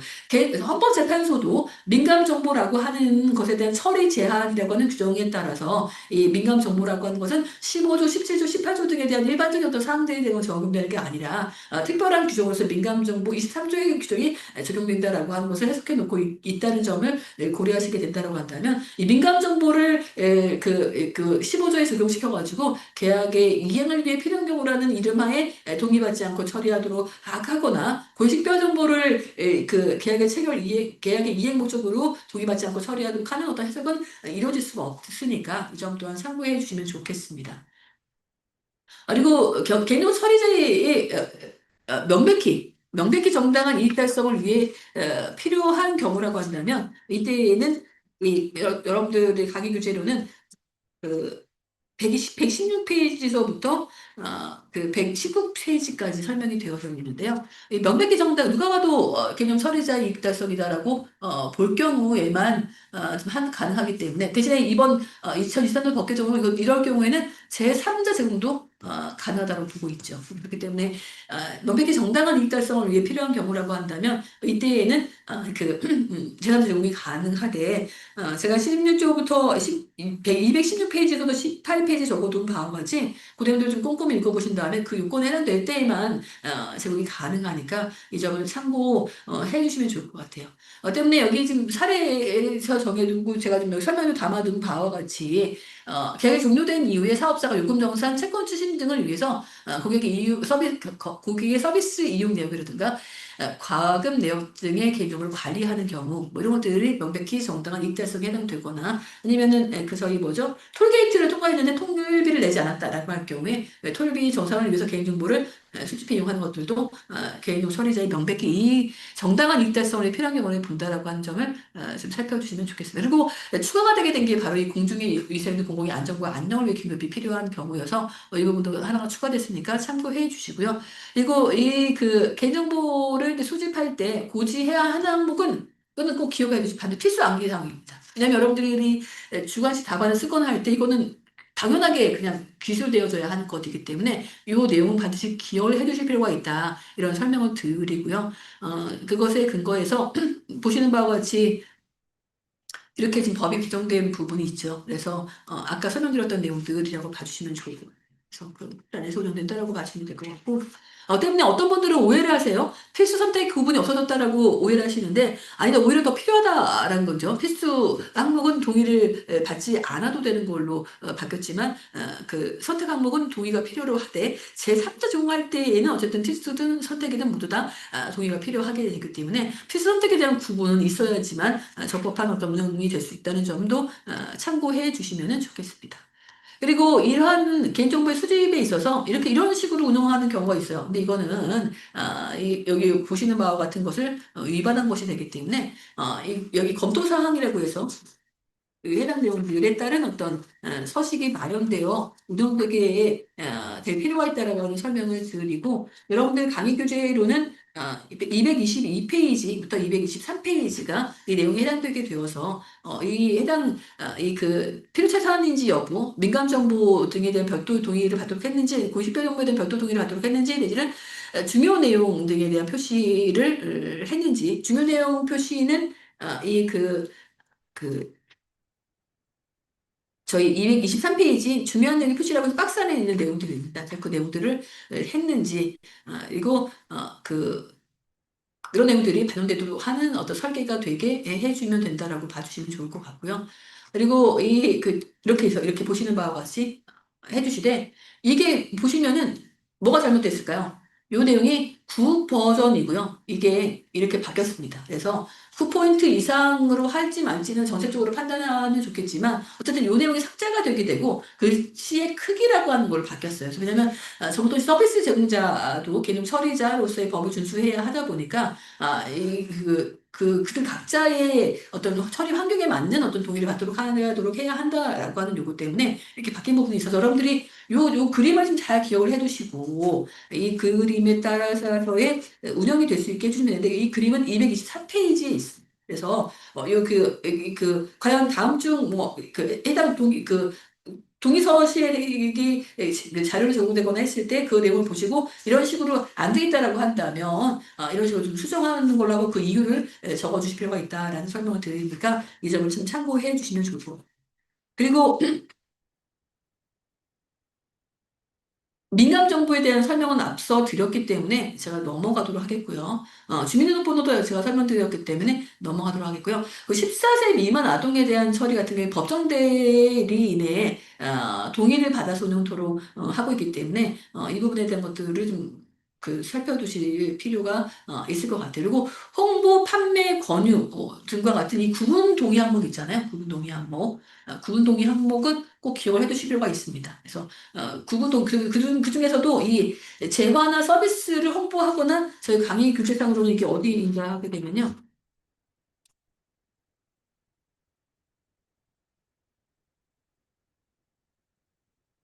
238페이지.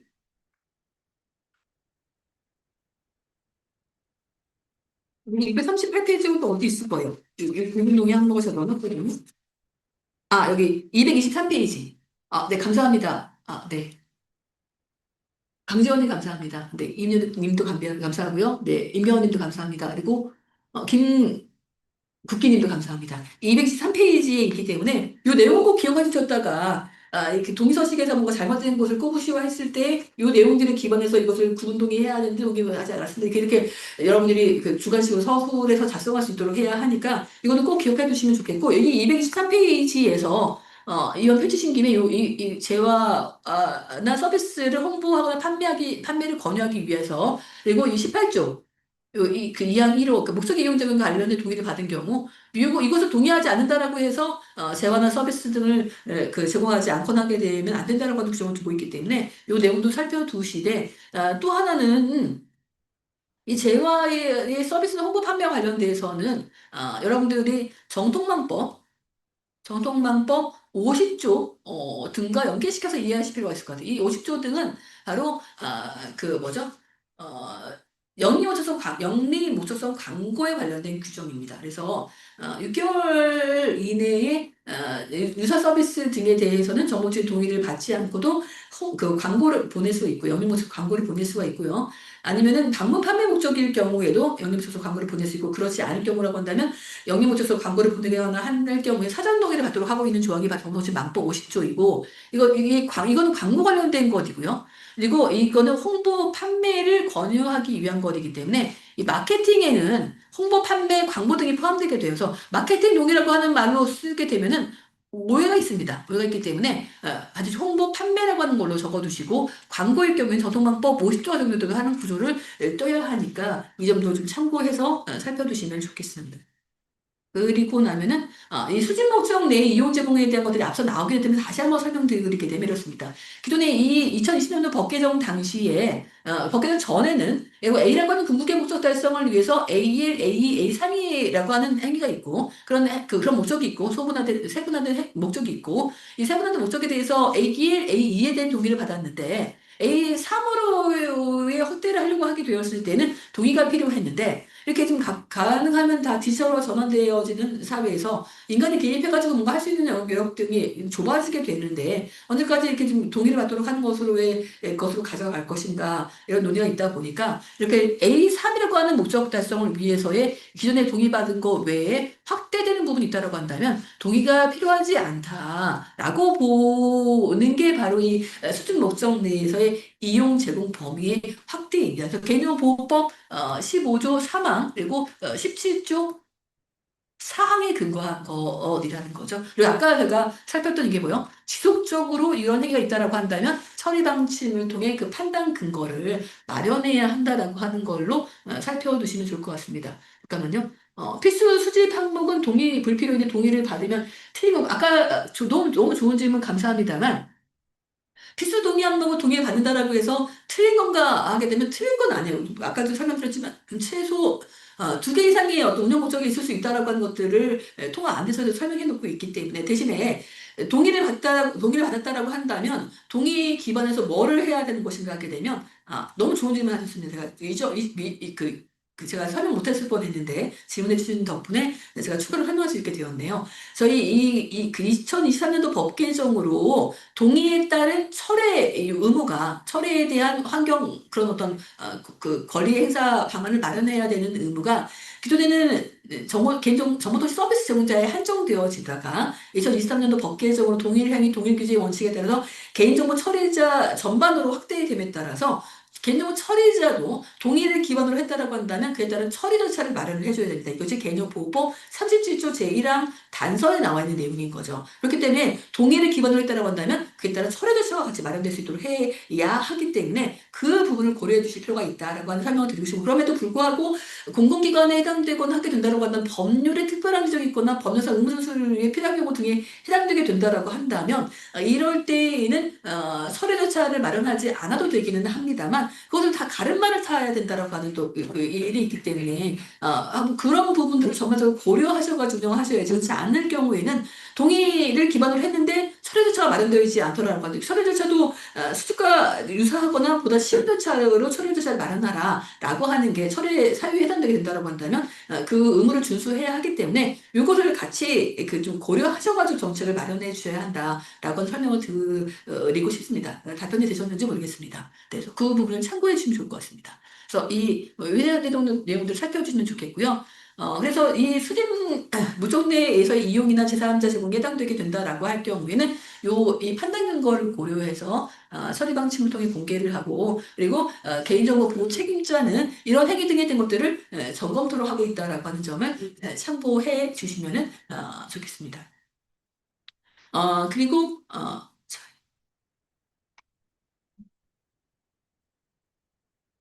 이용 내용.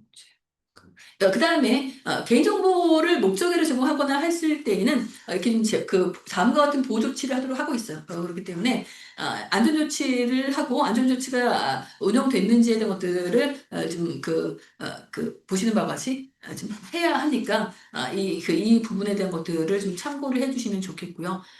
그리고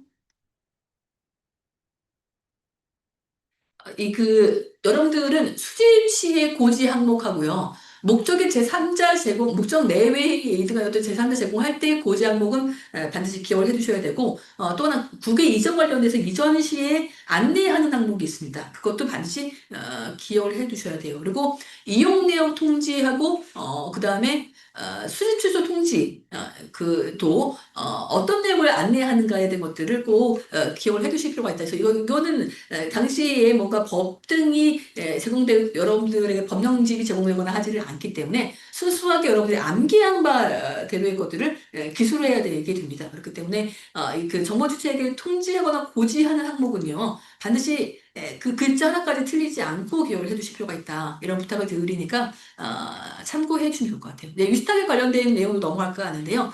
위스탁은 해당 개인정보 처리에 대한 위탁을 하는 것이다 보니까 이 처리의 틀 안에서의 운영을 하게 됩니다. 그리고 여기에 대한 관리 단계로서 보시는 바와 같이 이렇게 수탁에 대한 요구를 하도록 하고 있는데 저희 강의 교재로는 252페이지에 나가고 있습니다. 252페이지를 보시면 이렇게 요구를 하도록 하고 있어서 이 해당 위탁을 할 경우에 그 위탁자에 대한 제대로 된 선정 그리고 위탁 계약서의 작성이 필요합니다. 그리고 위탁에 대한 관리 감독을 철저히 해야 하는데 이 위탁자에 대한 정보가 더불어서 여러분들이 하나 혹시 가명 정보를 처리하게 되면서 가명 정보를 위탁한다고 한다면 가명 정보에 대한 위탁 사항이 별도로 있어요. 그래서 이 가명 정보에 대한 위탁 사항과 구분해서 알아두실 필요가 있다라고 하는 설명을 드리고 싶고 이 위탁이 문서에 포함되어야 되는 사항이 있잖아요. 이것도 꼭 기억을 해두실 필요가 있다라는 설명을 드립니다. 그래서 위탁의 업무의 목적과 범위 그리고 그 개인정보의 처리 금지 이 금지하고 제한의 차이를 아시죠? 금지는 아예 안 되는 겁니다.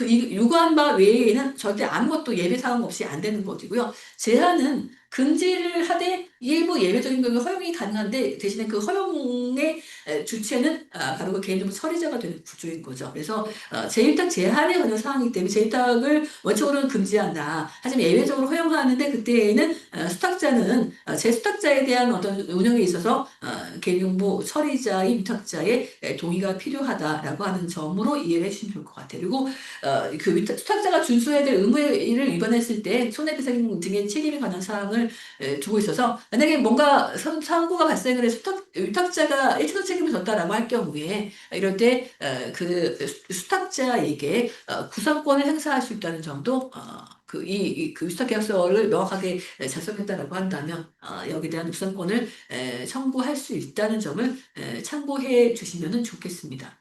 어, 그리고 목적의 이용 제공 관련되어져서는 여기가 이 목적의 이용 절차서의 항목을 꼭 기억해 주셔야 됩니다. 목적의 이용 절차서를 기억을 하셔가지고 잠깐 목적의 이용 절차는 앞단에 있는데요. 여기 지금 여러분 강의 교재 상으로는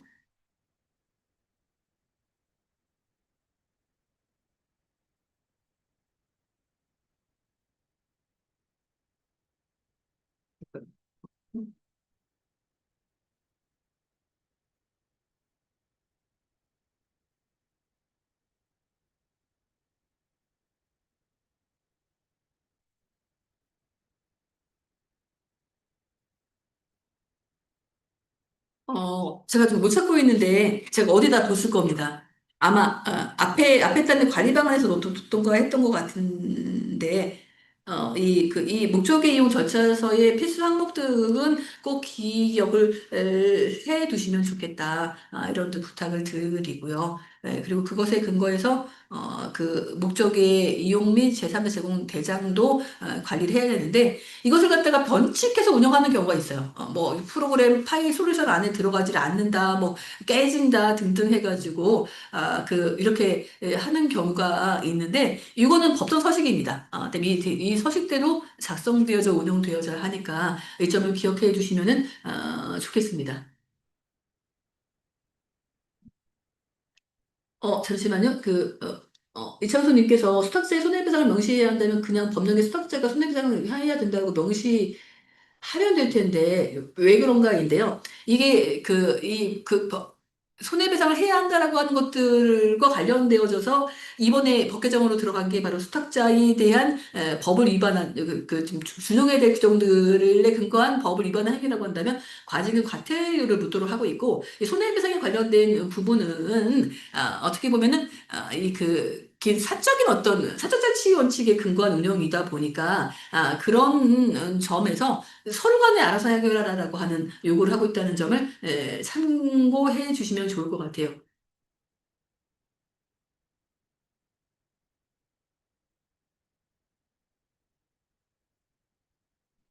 그래서 오히려 그리고 위탁자의 관리 감독의 책무를 부과하게끔 하기 위해서 오히려 수탁자는 소속 직원으로 간주한다는 조항을 두고 있음을 참고해 주시면은 좋겠습니다. 이창수님 답변이 제였는지 모르겠습니다. 그리고 네, 정준원님께서는 필수 항목은 동의 불효라고 동의 불필요하다고 했는데 금융 사례를 보게 되면 필수 항목인데도 동의 안 함. 이게 지금 금융위 거는 금융위의 신용정보법에 따른 어떤 운영 때문에 그렇습니다.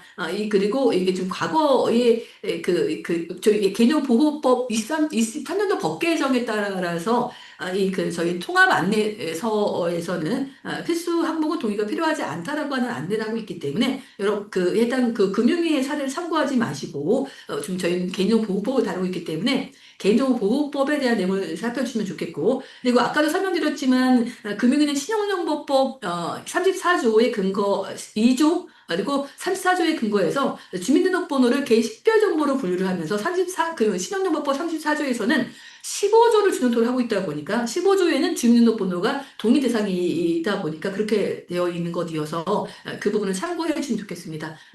정준하님 답변이 되었기를 바랍니다. 그리고 정유빈님께서는 목적 내 재산 제공의 목적 내더라도 재산 제공을 하기 때문에 별도의 동의를 받아야 한다고 그 생각이 드는데 맞는 건가요? 이게 지금 아까 지금 저희 별도 고지 항목 있잖아요. 어디였죠? 부분 항목 223페이지를 보시게 되면 17조에 따른 223페이지 맨 밑에 구분동의 항목이라고 나와 있죠. 이 구분동의하고 별도동의를 설명드린다라고 한다면, 어쨌든, 기존에 있는 동의와는 다르게 동의를 받아라라고 하는 의미이기 때문에 구분 동의에 포함되게 된다라고 봐주시면 좋을 것 같아요. 그래서 이 200, 저희 개념법은 22조에 나와 있는 내용들을 정리해서 넣어놓은 게 바로 223페이지에 나와 있는 구분 동의 항목이어서 그 두 구분 동의 항목에는 17조에 따른 수집 목적 내의 동의가 포함되어 있음을 참고해 주시면 좋겠습니다. 그래서 여러분 정유빈님께 생각하시는 게 맞습니다.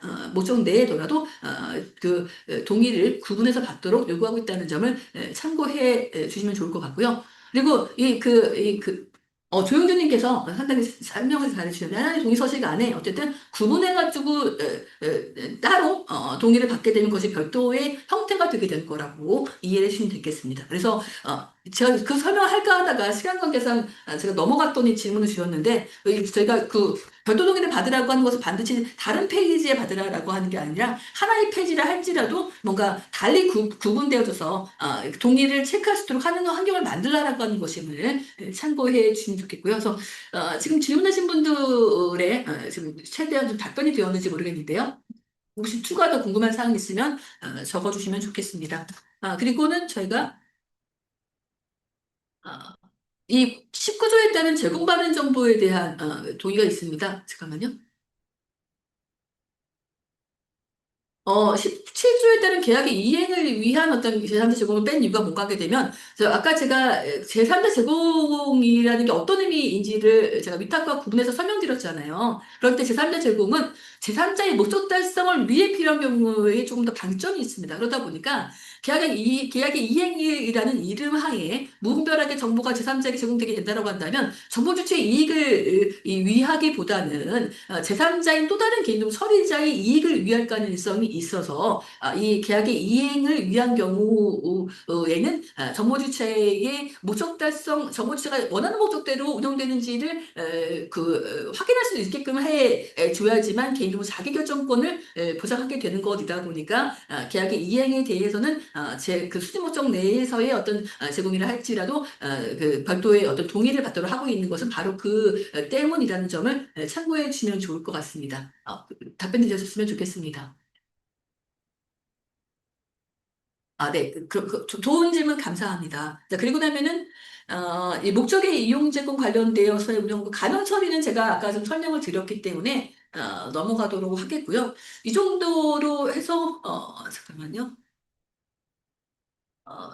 마무리할까 하는데, 대신에, 저희 가명 처리 관련되어져서, 오해를 하시면 안 되는 게, 네, 가명 정보 처리는 내부 관리 계획이 마련되어져 있어야 하고, 처리 방침을 통해 공개토록 해야 하면서, 가명 정보의 위탁은, 별도의 가명 정보 위탁에 관련된 또 특화된 내용들로 구성되어질 필요가 있습니다. 그렇기 때문에 일반 개인정보의 위탁과는 조금은 다른 부분이 있다는 점도 점검해서 접근을 해주시면 좋겠다. 이런 부탁을 드리고 싶고요. 그리고 나면은 나머지는 잠깐만 파기 관련되어져서 파기 관련돼서의 분리보관 관련되어진 페이지 여러분 275페이지를 가시면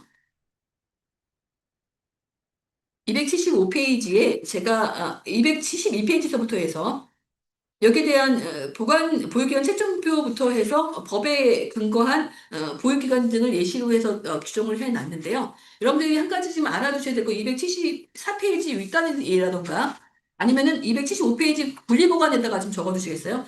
공공기관은 공공기록물 관리법에 적용을 받습니다. 그렇기 때문에 여러분들 가셔가지고 영역평가 하신다라고 해서 무조건 파기해라고 하지 마시고 공공기록물관리법에 따른 보관이 필요한 것은 없는가에 대한 것들을 점검을 하신 다음에 운영을 해주실 필요가 있다는 부탁을 드리니까 이 점을 좀 참고해서 운영을 해 주실 필요가 있을 것 같아요. 그리고 음,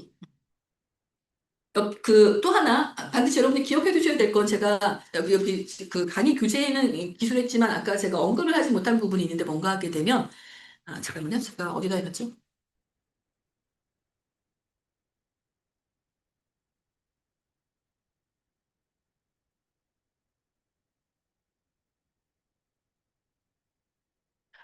35페이지. 35페이지를 봐주시면 35페이지에 공공기관에 한해서 의무가 강화된 조항하고 의무가 완화된 조항이 있어요. 그래서 이거는 여러분들이 꼭 기억을 하고 가셔야지만 공공기관에 대한 영향평가를 수행하거나 할 때 일반 민간과는 차이가 있구나라는 것을 기반으로 보다 적확한 그 영향평가를 수행할 수 있으니까 그 점을 좀 참고해 주시면 좋겠고요.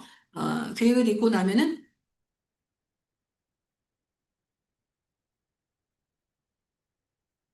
이 정도로 하도록 할게요. 이 정도로 하도록 하겠는데 혹시 이와 관련돼서 좀 궁금한 점 지금과 같이 뭔가 있으실까요? 질문사항 있으실까요? 제가 1분 동안만 기다려 보도록 할 테니까 혹시 그 사이에 기재를 해주시고 없으시다라고 하게 되면 오늘 가기 정도로 마무리할까 합니다.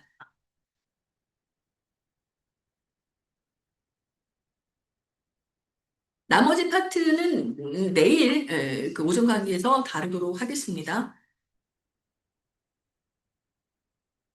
그리고 개인정보보호위원회가 가명정보에 대한 처리에 관심을 가지고 신뢰 기반의 운영 환경을 마련하기 위해 가지고 다양한 어떤 운영 정책을 펼치고 있고 그 중에 하나가 이노존이라고 해서 그 뭐죠? 이노베이션 존이라고 해서 안심구역에 대한 것들을 좀 마련해서 운영하고 있기도 해요. 그렇기 때문에 그 부분을 좀 참고해 주실 것 같습니다.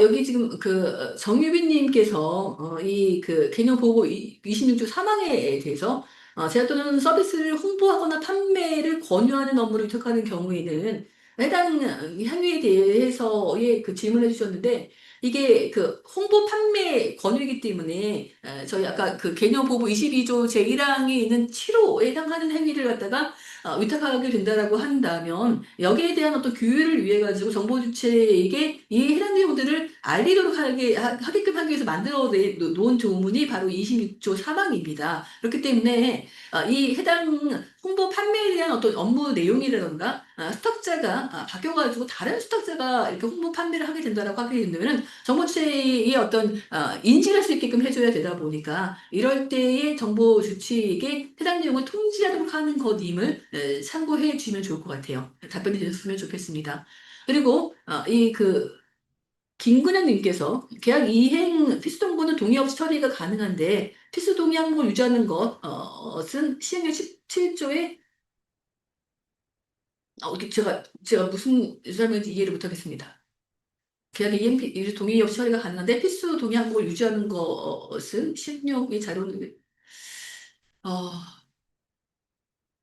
필수 항목을 아까도 설명드렸지만 필수 항목을 유지할지 말지는 개념은 책임 처리자가 판단을 해야 됩니다만 여기에 대한 적정화 운영 등에 대한 것들은 개인정보 처리자가 입증을 하도록 해야 하고 동의받아 처리하는 거 동의받지 아니하는 항목을 2개 이상 운영할 수 있다는 게 청구함 안내서에 나와 있기는 합니다만 명확하게 어떤 정보가 수집되는지에 대한 것들을 명확하지 않은 상황에서 또 동의받지 않고 처리하는 것 자체가 또 개인정보를 침해할 수 있기 때문에 해당 무조건 동의 관행을 좀 없애기 위한 정책 마련이라고 하는 점에서 아까도 설명드렸지만 동의를 기반으로 한다라고 한다면 철회 절차도 같이 마련을 해 주시는 걸로 정책 마련을 하실 필요가 있고 어쨌든 간에 동의가 필요한 항목이라고 한다면 자유로운 의사에 따른 어떤 동의를 받도록 해야 하기 때문에 계약의 이행을 위한 필수 정보를 동의로 처리한다라고 하는 것 자체가 동의받는 어떤 환경에 대한 해석과 연결시킬 수는 없을 거라 생각을 합니다. 무슨 설명인지 갑자기 제가 말이 꼬였을 거라 생각을 하는데요. 계약의 이행을 위한 필수 정보는 동의 없이 처리가 가능하고 여기에 동의 없이 처리가 가능하다는 것들이 입증 책임을 위한 어떤 문서와 판단 등에 대한 것들을 고려 등에 대한 것들을 문서화에 남겨두실 필요가 있는 것과 이거는 별건으로 아예 동의받아 처리하도록 하는 환경을 마련했다라고 한다면 어쨌든 내진 선택 정보를 기반으로 해서 선택 정보에 대한 동의를 받는 것을 운영한다라고 한다면 자유로운 어떤 의사의 근거한 동의를 받도록 하는 환경을 마련토록 하고 있는 것이다 보니까 필수 정보를 동의 유지하는 것 자체를 운영하게 된다 할지라도 만약에 자유로운 의사에 대한 반영을 하지 않고 운영하게 되면 안 되고요. 필수 항목을 동의 기반으로 가져가겠다라고 한다면 철회 절차를 마련할 뿐 아니라 정보 주체의 자유로운 의사에 따른 운영이 되도록 하는 것으로 요구를 하도록 하는 절차가 마련이 되도록 해주실 필요가 있다 이렇게 설명을 드리고 싶어요. 제 답변이 되셨는지 모르겠습니다. 때문에 이것을 이렇게 연계시켜서 가져가시면 안 될 것 같거든요. 이렇게 해석하시는 거는 너무 개념 처리자의 편리에 따른 해석이 되지 않을까라는 게 걱정이 되긴 합니다. 제 답변이 이해가 되셨을까요, 두 분? 동의받지 않고 수집하는 경우에는 개념 15조 제2항을 고지를 하도록 하고 있는 게 처리방침 작성지침 안내의 사항이기도 합니다. 하지만 처리방침 작성지 그렇게 아니 뭐죠? 처리방침 작성지 저희 통합 안내서에 요구하는 사항이어서 아까 제가 수집 제한 정책 설명드리면서 정보 주체가 동의하거나 인지할 수 있는 환경을 마련하라라고 했기 때문에 만약에 동의 서식의 선택 항목에 대한 동의를 받으시면서 필수 항목에 대한 것들은 고지하는 형태로 안내해 주시면서 수집하는 개인정보 항목, 뭐 보유기간, 그리고 뭐죠? 등에 대한 내용들 있잖아요. 그 내용들에 대한 뭐 불이익 안내 등에 대한 것들을 안내해 주실 수 있고, 그렇지 않다라고 한다면 처리 방침에 대한 것으로의 고지, 뭐죠? 비동의 항목에 대한 법적 근거와 비동의에 대한 비동의 이 항목과 법적 근거에 대한 것들을 22조 3항에 근거해서 처리 방식을 통해 공개를 하고 있는데 기존보호위원회에서는 그렇게 고지를 해주는 게 상당히 좋지만 그게 어렵다라고 한다면 처리 방식을 통해 공개하는 것도 가능하다라고 하는 안내를 하고 있으면 참고해 주시면 좋겠습니다. 답변이 되셨기를 바랍니다. 세 분 다 답변 되신 건가요? 더 추가 궁금한 사항 없으신가요?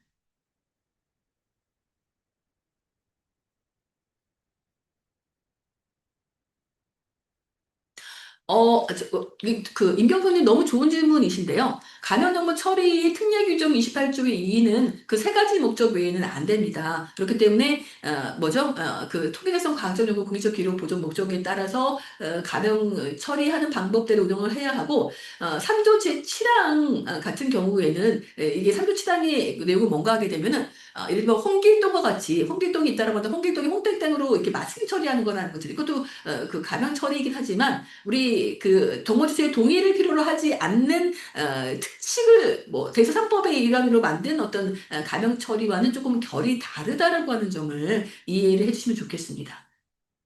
답변이 되셨으면 좋겠습니다. 그래서 임경표님도 답변 되셨을까요? 그러면은 이 정도로 지금 마무리해도 될까요? 네. 좋은 질문 감사하고 또 오늘 강의 동안